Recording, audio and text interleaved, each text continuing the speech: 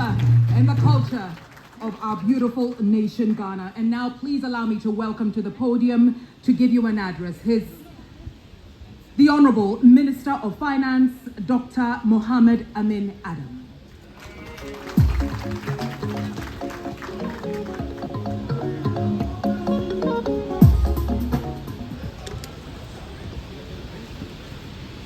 Your Excellency, Alhaji Dr. Mahmoud Bawumia, Vice President of the Republic of Ghana. My younger brother, the Minister for Lands and Natural Resources, the Honorable Samuel Abujinapo, Honorable Ministers of State, my father, the Ochinhine, President of the National House of Chiefs, Nananum, Governor of the Central Bank, the Controller and Accountant General, heads of institutions, captains of industry, particularly of the mining industry, distinguished ladies and gentlemen. It is an honor for me to be here this afternoon to join you in celebrating the commissioning of a project that is of utmost importance to our country's growth and development. By the numbers, the minerals and mining quarrying sector was the most significant contributor to direct domestic taxes mobilized by the Ghana Revenue Authority in 2023, with fiscal payments amounting to 11.6 billion Ghana cedis, representing 22.7% of aggregate direct tax receipts. Moreover, based on data obtained from the Ghana Chamber of Mines, since 2004, gold has contributed approximately 96% of Ghana's significant mineral export revenues. Within this context, it is increasingly clear that gold mining is the cornerstone of Ghana's economy. Yet, despite the significant contributions of gold extraction and mining to our development, our failure to successfully ensure value addition across the entire resource chain. The future. Ladies and gentlemen, I refer to the Vice President of our Republic, His Excellency Dr. Mahamudu Bawumia, while I invite His Excellency to address us. I thank you for your attention.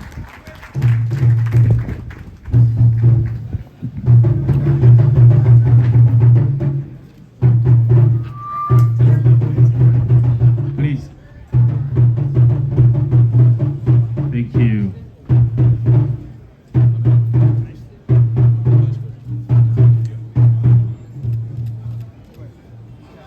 Thank you very much.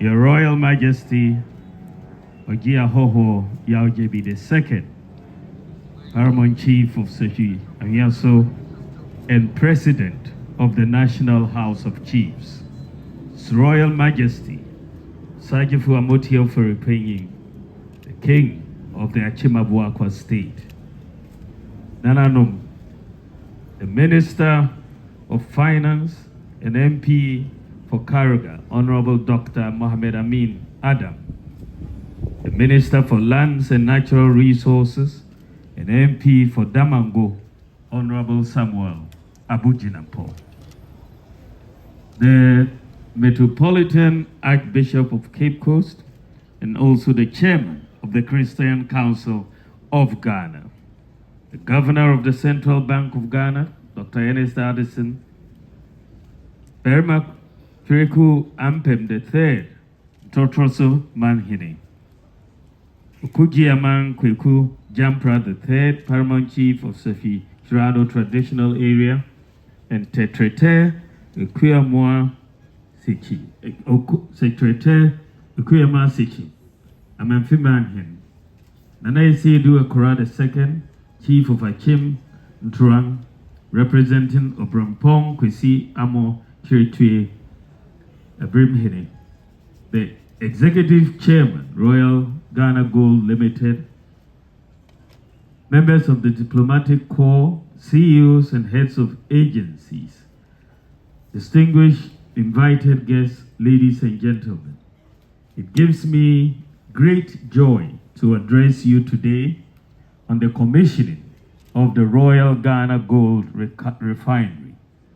This historic achievement in the natural resources sector, specifically in gold, marks a significant milestone in Ghana's journey towards economic transformation and industrialization. Historically, Ghana has exported gold in raw form, missing out on significant revenue and job creation opportunities. The government of President Nana Akufo-Addo has been determined to make value addition a critical component of our export strategy since 2017. The launch of this refinery is particularly important as it realizes a key part of this vision. Originally, this vision was actualized through a joint venture between the Precious Minerals Marketing Company and Rosie Royal Minerals Limited. The PMMC granted part of its land for the construction of the refinery, and despite delays due to COVID-19, the beautiful edifice you see today, which was started in 2018, was completed in 2022. I commend the board, management and staff of the Bank of Ghana and the PMMC for their relentless support and cooperation in seeing to the fruition of this historic national project. Responsibly sourced gold is gold which is extracted legally with due regard to the environment and devoid of conflict, human rights abuse, and/or child labor. The current issues of illegal mining pose a big threat to our value addition efforts, as it has a real potential of tainting the gold dory, which will be fed into the refinery, therefore making it difficult to meet the responsible sourcing requirements, and by extension, the ability to operate with international certification. This is why the Royal Ghana Gold Refinery must ensure that its entire feedstock is responsibly sourced.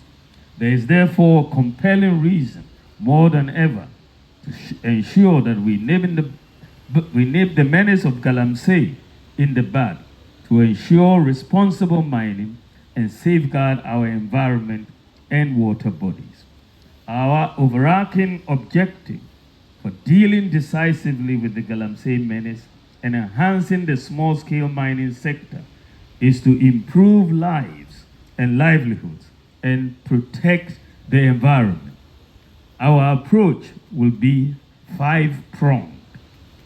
Firstly, part of the reasons for Galamsey is because there are no properly documented geological surveys indicating areas with proven reserves.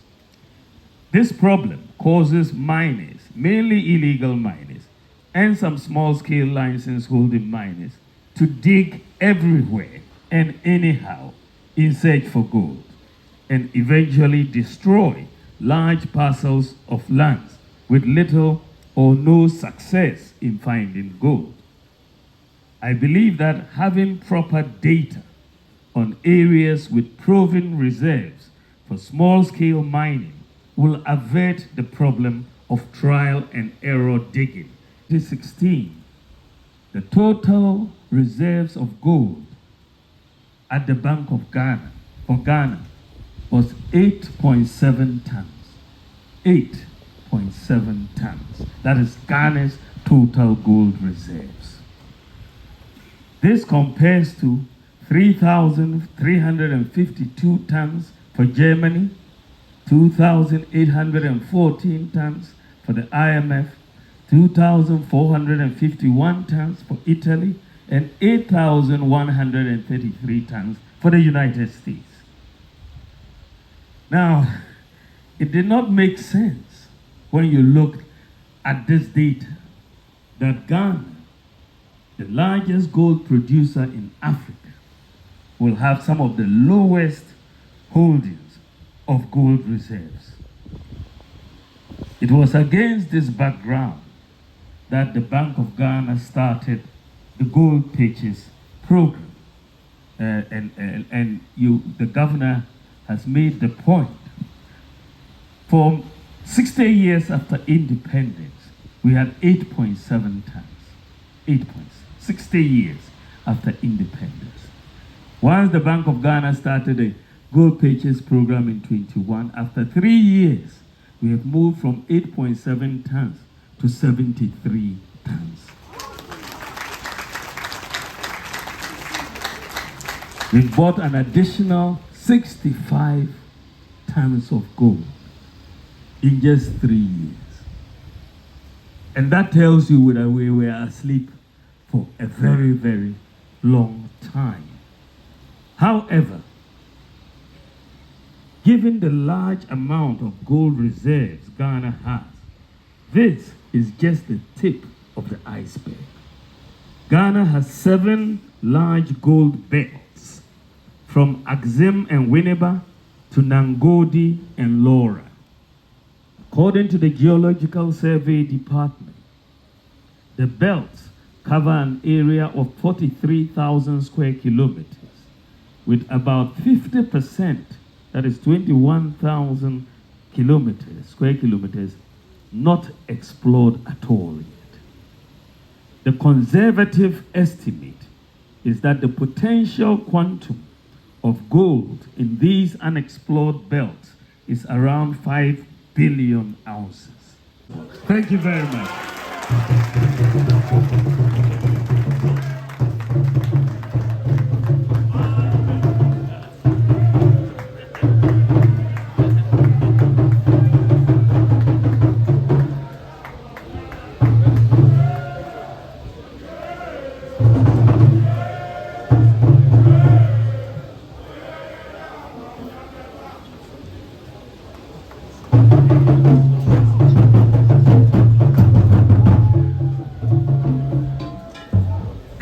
Excellency, the Vice President of the Republic of Ghana, Dr.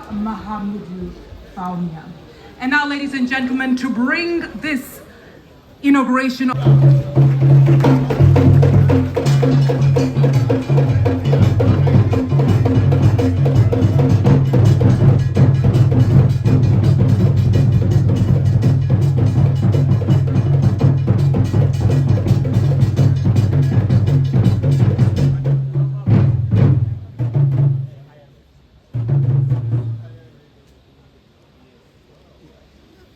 His Excellency,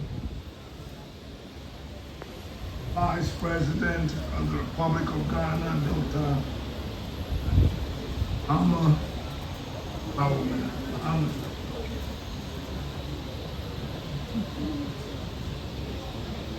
My friend and colleague, the President of the National House of Chiefs, GHBRAIN II. Dr. Ernest Adesina, Governor of the Central Bank. My son, Minister of Finance, Dr. Mohammed Amin. There's another junior one, son, Honorable Samuel Abu Tinapo. All the members who are on the high dais, I can't mention everybody's name. I sat here and listened carefully to every speaker. The advantage you have in speaking last is you get a lot of information. I don't need to rehash the benefits and the data and the numbers and why this state of the art is important in our economic growth. I'll tell you a story. Somebody said when we came from the old country to this place, when we arrived here, we left everything behind when the Arabs were chasing us to take us into slavery. When we got here, we found that we were cut off in the south by the sea, in the north by the desert. On our right and left were dense forests in this tropical land full of gold and minerals. Our forebears took care of this thing for us to get here. And if you look at the data, we should not be poor. Africa does not need to be poor. We're blessed with more diversity than any other continent. And yet, sadly, we're the poorest. What a pie. And we're poor not because we don't want to get better. We're poor because we were exploited. So when I got here and listened to all the speakers, I just took a big sigh of relief and said, finally, we're here. Like I told you, I just put my speech aside because everything that had to be said was said. We are doing this thing to improve future generations. Three things. We need to own our resources. Everything we're talking about, if we don't own our resources, we will never be able to achieve what we want to achieve. Another story. 1844, a guy named George Harrison discovered gold in Johannesburg. At the same time, we also had Obuasi. And because, like Vice President said, we went to sleep, they built their gold within Johannesburg. They control their gold within Johannesburg. Many years, 100 years later, Johannesburg has become a major city. Obuasi remains a metropolitan village. Many years since we were blessed, this continent has been rich. And yet, we hold the headquarters of poverty right here. That has to be changed. Leadership leads change. And today, I am just glad that leaders of our country have found the need to build this. All of us. I grew up in a mining town in Abuja. Those guys who were singing Appalachians are here are from Takwa. There are people who came from Prestia and other mining areas. Their communities have been devastated over the years. All we're doing here is to make sure that we strengthen our hand when we go to bargain with the World Bank and the IMF. We own this. When we do that, we then begin to negotiate, not out of fear, and we're not going to be fearful to negotiate. We'll have something to stand on. Our bargaining power will increase. Then, I have researched all the miners in the world who go underground to work. I have come to a conclusion that there's something wrong with the arrangements here. Gold has a universal price. If it's 12, if it's an ounce and it's sold $1,000 here in Ghana, it's the same thing in Canada, it's the same thing in Australia, it's the same thing everywhere. Better yet, when you look at those countries who work, and the ground workers, they are paid what their salaries are, that compared to what the people receive here in Ghana. That must change.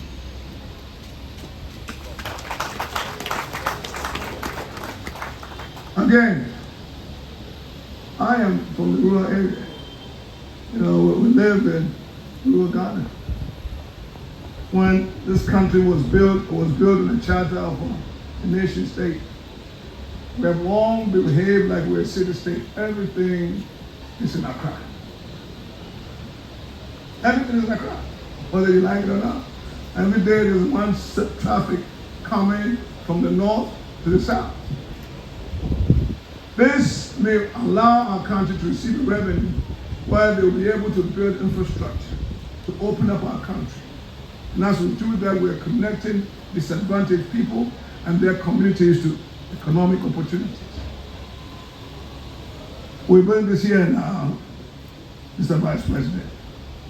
I'd like to see a day when a refinery is built around Obuasi and Takwa, so that the people who live there can have an opportunity and a decent living for themselves. There are 70% of our people who live in rural Ghana who are wallowing in poverty, not because they want to be poor, because opportunities have not reached them. And how best can you bring opportunity to people in Takwa and Akwatia when a refinery like this is built right there locally? We need to change that. And it takes leadership, like what we have now, to bring about changes. Shouldn't be petrified to change. Our people and our country deserve better. And I'm sure that all these gallant men, learned people will agree with me. We cannot build a strong economy that excludes 70% of our people. We go nowhere with that. So as we build this thing here, and we normally here in Accra, I agree, but in the future, we are going to just ask that things must come to rural Ghana, where the people who God bless them to be where they are, to enjoy their natural resources. The Western region is by far the richest region in Ghana. The last time I checked, they are the poorest. What the white folks did to Africa is what we're doing to our own self. We need to bring development to our people, build infrastructure, open up Ghana, employ people, and do that. I have always said, I don't understand what the Forestry Commission is doing in Accra. But what the Minister of Agriculture is in Accra.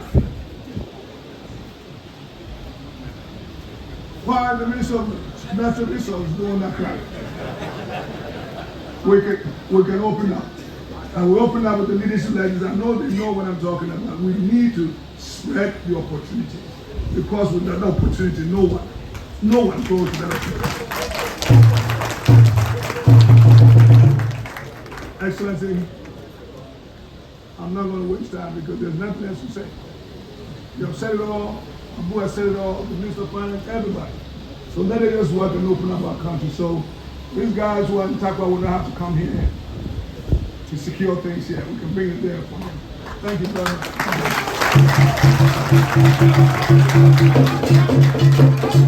much.